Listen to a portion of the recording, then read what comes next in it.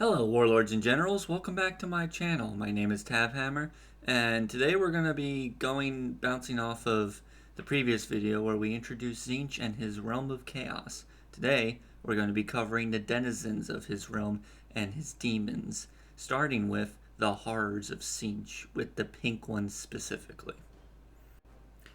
The pink horrors of Tzeentch are the most numerous of Tzeentch's demons. They are solidified magic given form, crackling with energy as they parade in colorful carnivals.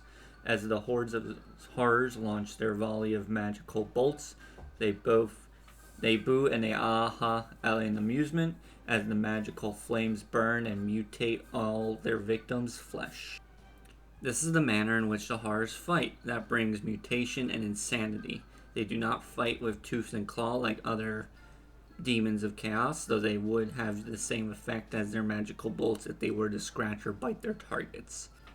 Though they are oblivious to the warfire changes, they do not care, delighting too much in the change and the chaos that they are causing. Through destroying the horror doesn't entirely end the threat, however. This threat of jovialness, change, and mutation it brings. As a pink horror is destroyed, it splits, making two blue horrors instead. Where the pink horrors are jovial and gleeful in their demeanor, the blue horrors are petty and ill-tempered, basically opposites, always fighting over whose fault it is that they split from their pink form. Where pink fours are chaotically gleeful in combat, blues are more savage and intentionally looking to inflict vengeance on others for the schism that has been caused to them. Now, if a blue horror shall be slain, it'll puff into a cloud of smoke, and two brimstone horrors will spawn from this cloud, looking to inflict any horrors and burns and nips they can before they are smothered out themselves. These little brimstone horrors have no personality. They are basically just viciousness in tiny fire form and want to inflict as much damage to an opponent before they themselves are snuffed out back to the warp or to oblivion. Amongst the ranks of the horrors, there are those that show a higher degree of intellect, cunning, and skill, will be elevated to a herald of Tzeentch, much like the other Chaos Gods, imbued with even more magical power and skill in the arcane arts, being chosen to lead the legions of the Changer of Ways. The additional benefit and gifts to this promotion are 1. The Herald, if it splits, can reform their two halves together to retain its or go back to its pink form. The other is they are given a ritual dagger, capable of separating a slain foe's essence into the wielder to gain them even more power. These heralds all have different roles and aspects to them, as well as their names. However, their rank and where they are on the pecking order is all one singular tier, meaning they are all the same level of importance. Don't say that to their face, though, because they might get offended and turn you into a sheep. The first of these are the ones most commonly leading other horrors, pointing them in the right direction, the scintillating legions. They get their name, change casters, from the mutating magics that they wield, known to wander and be easily distracted, making their command style more akin to herding cats. Other change casters will have duties such as guarding sources of magical power or overseeing repairs to the crystal labyrinth itself. Significantly less frustrating tasks to complete. The change caster doesn't like to have overcomplicated or hard to tackle tasks, basically. Before I cover the next two heralds, I actually have to first go over what a disc of Tzeentch is and a screamer of Tzeentch is. I even have to go over an Exalted Flamer to fully explain what the third herald is. And we will start with the Screamers, because without the Screamers, I can't really explain the discs well. And these Screamers are manta ray-like creatures, swimming through the air as if it were water. The magical creatures, known as Screamers, drift across the rifts of the immaterium. Distinct from the other Demons of Tzeentch, these creatures basically live off hunting instincts. They can swim through the warp and try to smell out mortal souls within the warp to devour and to strip them clean and tear to shreds, giving off a high-pitched sound as they hunt, giving them their name, and that's where their name comes from, simply because you hear them coming, you hear this high-pitched sound, and you know they are coming right for you. Screamers are known to swarm vessels when they transit into the warp, squirming through the Geller Field's small holes, and until they can manage to slip through and get into the mortal souls calling to them inside of the ship, causing them to have a particular fear amongst crew members whenever a ship decides to dive into the warp. In battle, they typically wait on the edges of a battlefield as the heightened emotion and carnage attracts them to the hunting grounds. Screamers will weave through opponents, slicing throats and tendons as they pass, often turning around to devour the soul of their prey as it leaves the body. Screamers have the innate instinct and ability to know when particular foes can be overwhelmed, being known to latch on to even greater demons, slurping up all of the magic stuff that makes the greater demons form as they slice and cut the giant beast up as it is distracted or off balance from fighting an opponent, making screamers very feared even amongst demon kind, often making most demons avoid their roosts among the crystal labyrinth in Tzeentch's realm. Now with the base idea of what a screamer is, I can move on to what a disc is. Discs are the mount that Tzeentch himself gives to his most favored disciples. And what they are is they are a screamer done through a rite of ritual and transmutation, combined with demon flesh, a screamer, and a metal disc. It retains its manta ray-like form and forms more eyes, teeth, and tentacles around such. And the favored disciple gets to ride this into battle as they levitate above the battlefield, flinging spells and commanding demons to move to where they need to be. Most disciples will eventually have to go through some kind of trial to obtain a screamer for Tzeentch or a changer or Lord of Change to make a disc for him as a way of proving that he deserves it. Though in rare cases, Tzeentch will just gift a disc to disciples he has particular favor towards. Screamers, however, are very rowdy creatures and hard to obtain, making this task very dangerous, and the majority of people who try to undertake it actually fail. This does not stop them because the benefits of having a disc are just that important to them. On top of the fact it shows that they are worthy of Tzeentch's gifts in the future to obtain more, even possibly apotheosis.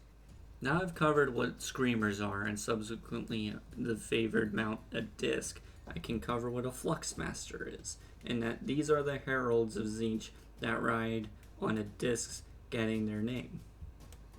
They get this name from their habit for flying at high speeds, reshaping reality as they go, some acting as messengers and outriders for the armies of Tzeentch, often using their speed to go from cover to cover, hurling warp fire bolts at enemies as they go.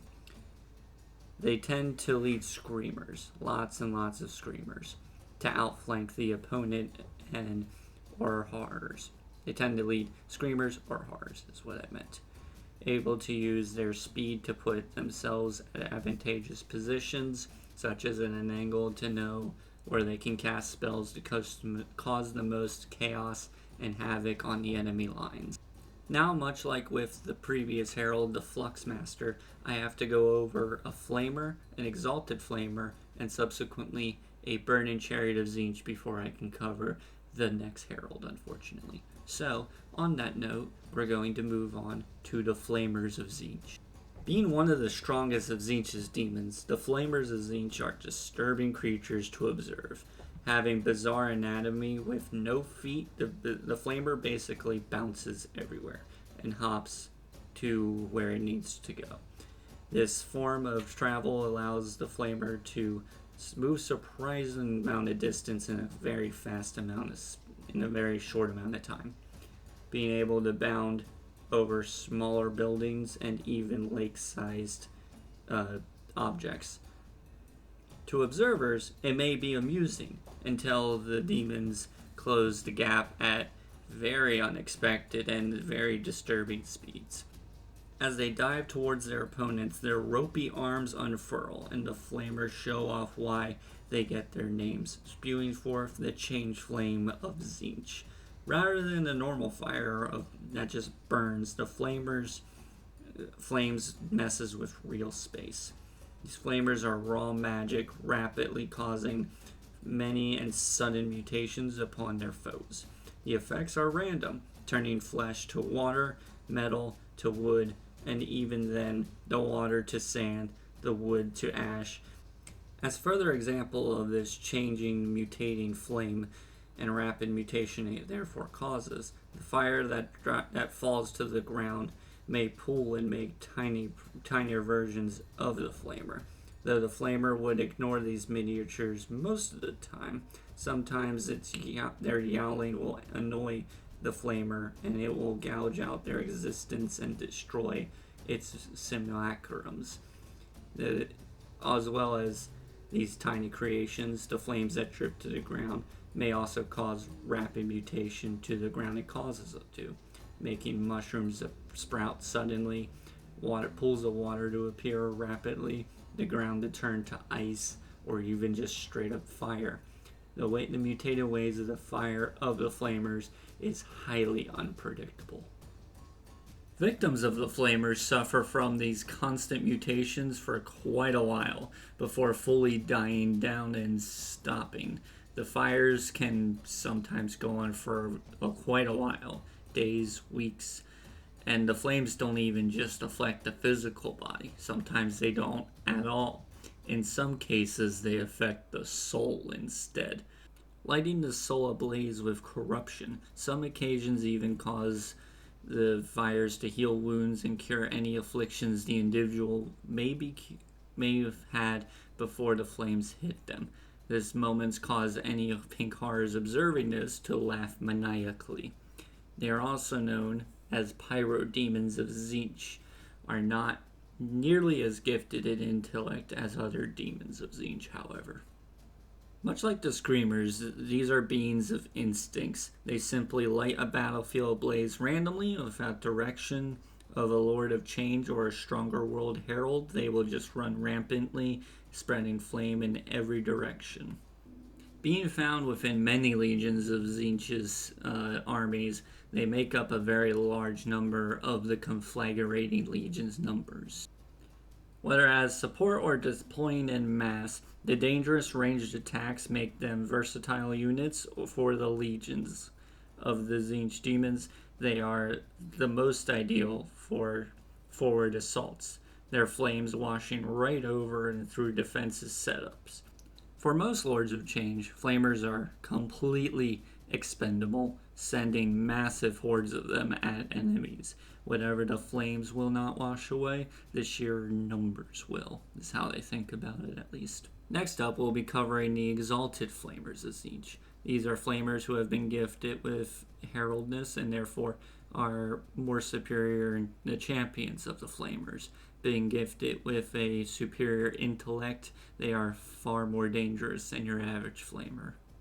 They will lead other flamers, or horrors even, into battle. On top of an intellect boost, these flamers' fires are way more potent and come in two types of fire.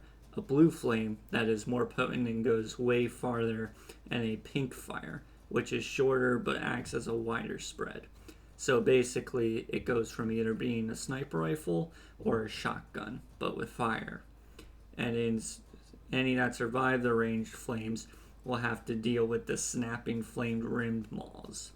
Occasionally, an exalted flamer will ride on a chariot, being made of a disc being pulled by two screamers, and it will show that this elevated status. They'll basically show off and flex to other Tzeentch demons, and show this off by performing flashy fire and pyrotechnic displays as they skim across the battlefield. At the same time, they will also be just dousing all of Tzeentch's enemies in flames. As I briefly mentioned towards the end there, Burning Chariot are Skimmers that are often leashed to discs of Tzeentch, becoming burning chariots. Those chosen of Tzeentch often ride across the sky like a comet, riding these chariots, often being seen as a sign of an omen that to those superstitious worlds of the Aquarium that manage to watch it as it streaks across the sky. They are more often than not usually ridden by a Exalted Flamer of Zeitge. However, a particularly cunning herald can steal one from a flamer if they're clever and smart enough. This is very risky and dangerous, but for the heralds that we will be covering next, it is totally worth it. These Exalted Flamers that lose their chariot will often follow this herald in an attempt to usurp him off of his chariot and reclaim the blessing that Tzeentch gave him and not the herald.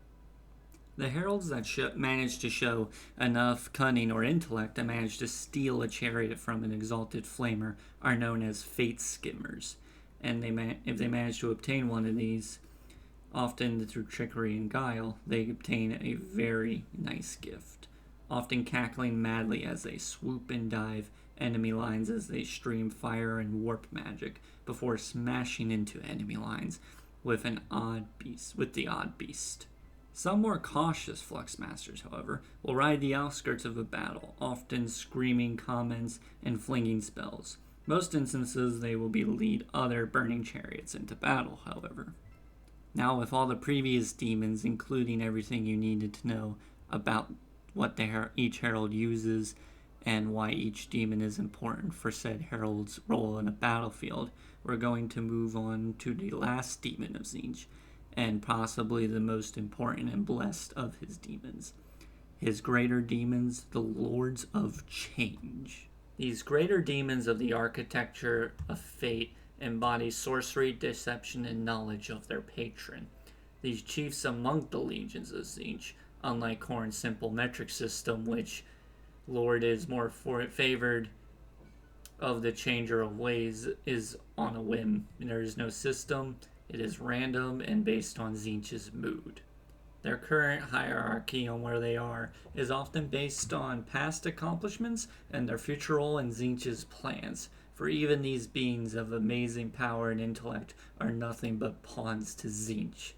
As expected from Deamons of Tzeentch, however, the Lords of Change are bewildering and terrifying to behold, having multi-hued skin that constantly is changing, though they say most dreadful feature of the demons are their eyes. Witnesses say that have watched others go mad as they peered into the depths of infinity of their intellect and of Tzeentch itself.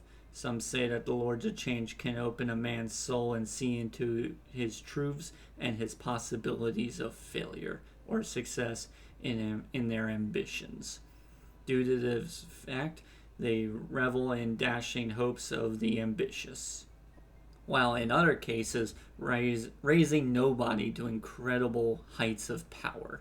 Being blessed with an incredible intellect and layers of cunning, Lords of Change use their influence and power to destroy what they hate most: order and stability, often breaking worlds just to reshape it.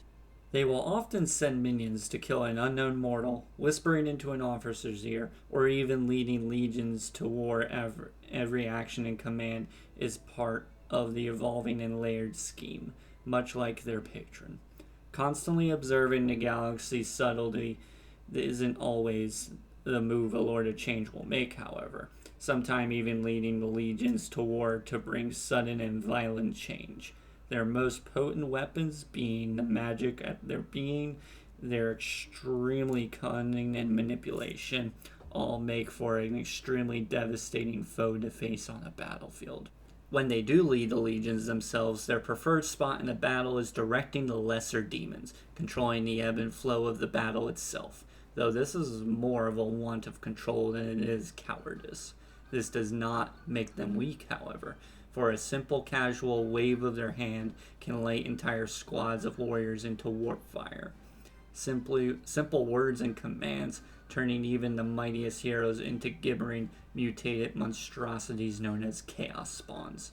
What chance do blades, guns, courage, and strength have against such power and intellect? That is, the Lords of Change, the manifestations of Tzeentch himself. And that wraps up all the Deamons of Tzeentch. I hope you liked this video. If I made a goof on the lore, I know I wasn't the best with my wording with this one. Something about Tzeentch just messes with my brain and I can't speak right. I wonder if that's intentional. Just as planned, eh? If you'd like to support the channel, please leave a like and subscribe. I hope you enjoyed the video. You all have a wonderful day and happy wargaming and any gaming you may do in general.